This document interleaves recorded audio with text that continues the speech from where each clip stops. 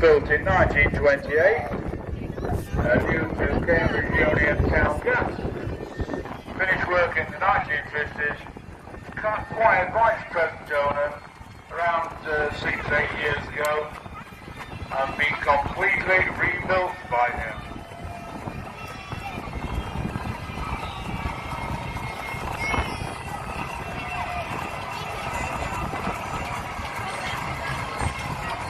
Are you alright, Phil? Another friend of mine arrived. Another fossil. This is an agricultural wagon. What's an agricultural? It means it can be put to a belt. It can be used, we call it agricultural, but I call them general purpose. They can be put to any type of work as long as it was by a belt.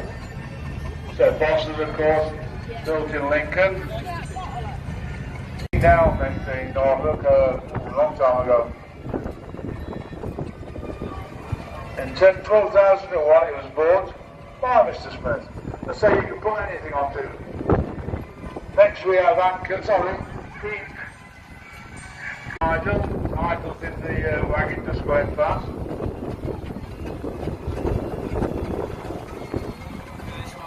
So it carries the own name there, Queen Mary. So it's been built for Sadler Brothers, as you can see on the side. It's been heavily restored over the last 24 years. It took it 24 years, but it's got there in the end.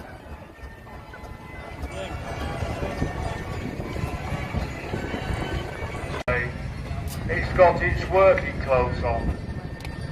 I like seeing engines like this. People do say it's their money, they do it. They look it up and say, oh, look at my engine as it came out of work. But this one is using Monte, Fowler Monte. It's still got its working clothes on. This is how they look, ladies and gentlemen. This is how they came into preservation. They didn't talk about looking brand new and pretty. People have restored these from wrecks. And I mean wrecks, some have come as a pile of rust. Near enough, and they are restored. 51 is Titan. Another Marshall. Again from the Goldsmiths camp. This was new to Anderson's and Bedford, later to Dingles. And it drove stone crushers. I say, if you can put a belt to it, it's good. Came into preservation in 1960, and it was brought back to Lincolnshire in 2008. Do you know why they have rubbers on these, ladies and gentlemen? Because when you're on the road without rubbers, your teeth start rattling. You go on the straight, get on straights on a nice road, and your teeth go rattle, rattle, rattle. Next. Yeah, the road locomotive. Now the road locomotive. So this has been restored 2028. I've got my granddaughter Ruby here just to give me the numbers. It's 82, no it isn't 28, it's foremost. Built in 1911, new to Charles Openshaw. Reef is in the road where the other steamrollers did, because it's instant reverse. It is. Nothing there to do with it.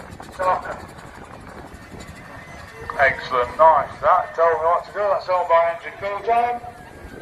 That's one was new to Eno and Durham and District Council. It passed through William Rose and then to Mick Farmer. It was in Mick Farmer's garage when I saw it.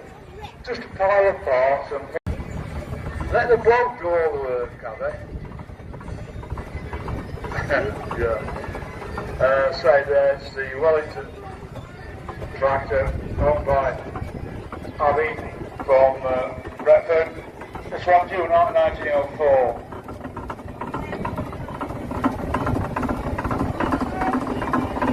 '63 for the general purpose engine. This one built again down the road in Lincoln by Russell and Proctor in 1907. Went to Ward and Newton at the Royal Show in 1972, and it's been completely restored by them.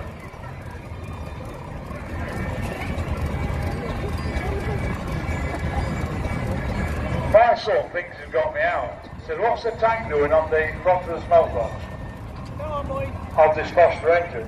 Well, it's like this. It was built after the First World War. And the persons that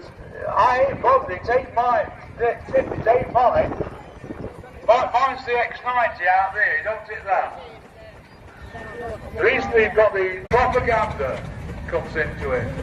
He said, right, we can't say it's what it is, it's a tank, it's a vehicle that's going to fire also. So the came with the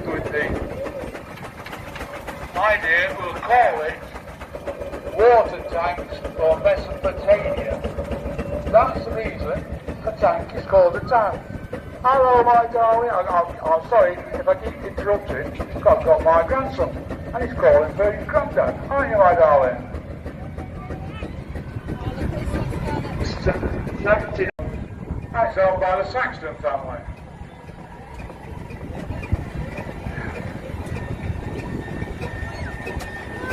Next is Michael Davison with the Marshall of 1889, Mary Marshall, new to T. Barlow and later to Mr. McIntyre. So for many years, until in 1972, John Robinson and his son David bought the engine. It was bought after the death of Mr. Robinson by its present owner, and is seen all over the country. Seen it many, many, many times. Oh, that's the best way. You get sat on the back there, let them do all the work. The bad thing is, you still get black with all the oil coming backwards.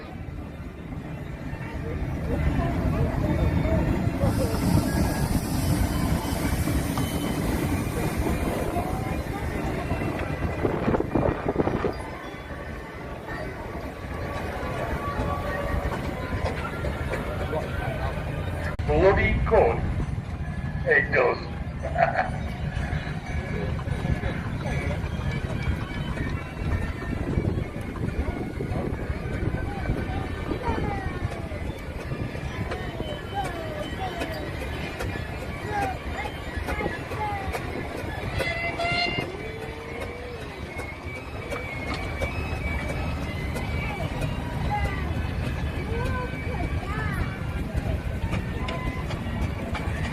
I ain't bothered about rally. My grandson will just give me a kiss. It can't be easy. They're one of the best things you can do. 68 is the Roby Walling. Now this has come a long, long way. This is new in 1910, down the road here. Purchased by Paul Antill in 69.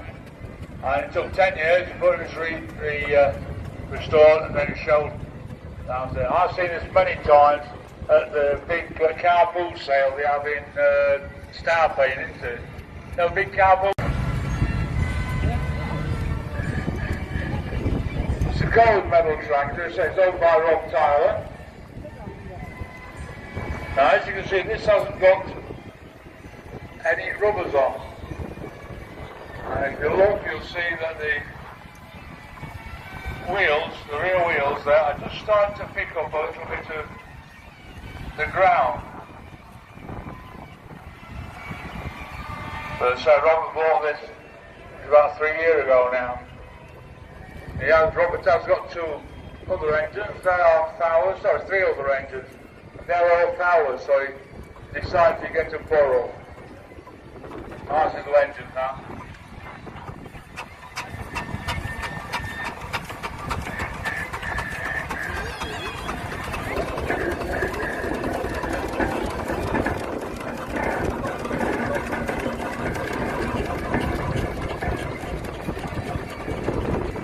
'66 is Alan Eaton with the 1912 Alchin, built in Northampton. Acquired by Spedstone in 1986. And so he carried out much work on it, firebox, smoke box, chimney, you name it. It's carried its name Rebel, and has travelled to many miles on the road, which, believe me, ladies and gentlemen, is the best bit about owning an engine. Not sitting up there boiling. You get on the road with these engines, ladies and gentlemen, it's bliss, especially when you find a pub that's serving a ploughman. Done that many times. Babcock & Wilcox, 1926 build, worked for Buncombe's and later went to R. Pierce and bought by Spedstone in 1990, owned by the Siddle family. Or, as it was said at a rally I went to last week, say, Babcock & Wilcox took over Clayton and Shuttleworth. Did you hear the sound on Sunday, Bob? A lot of work to be there. So single crank compound means it's got two. But if you look, they are at an angle. Bull were the only people that built engines with that sort of configuration.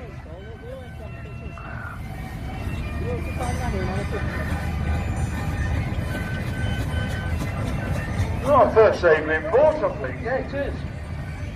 Aveling Port built in Rochester. It was new to Haverford County Council and purchased by its current owner in 1972. As a complete mess. It was derelict, owned by Rick Raymond Pearson. Carries the name Rusty Nuts. You know what's good for Rusty Nuts? WD-40. Don't forget the cup. I'm going to find me the pen. Got me pen.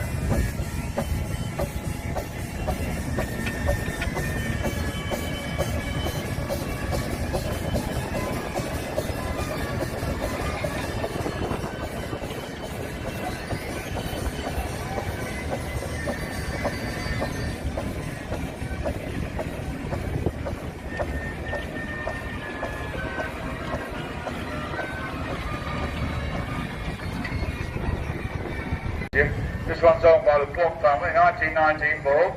Never worked in this country because we exported to Cape Town. And from there we went to Australia.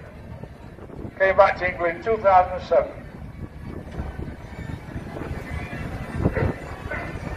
And it's been in this rally in every form until you see it as it is today in stone.